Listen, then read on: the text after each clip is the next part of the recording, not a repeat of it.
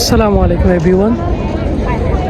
আমি আজকে এত সুন্দর একটা জায়গাতে আইছি, আলহামদুলিল্লাহ খুব খুশি লাগে। আমি আজকে আইছি আরাফাত ময়দানও।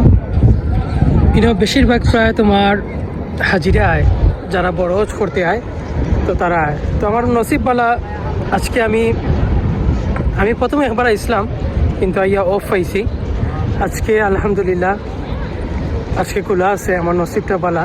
আমি এখন লাই পাহাড়ে উঠুন, ওই লোকে আরাফার ময়দান।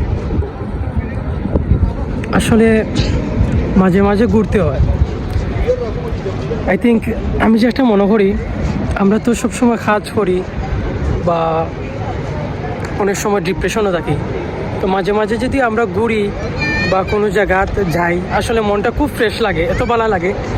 আর সবচেয়ে সুন্দর বিষয়টা হইল গিয়া, যখন আল্লাহর হুকুম হইব, আমরা ইনশাল্লাহ আরাফার ময়দানও আমরা যখন মারা যাইমু, আল্লাহর কাছে তো আমরা সব যাইতে হইব, আমারও যাইতে হইব। তো সব আমরা আরাফার ময়দানও আইয়া আমরা আরাফার ময়দান উপস্থিত থাকতে হইব। আল্লাহ আমরা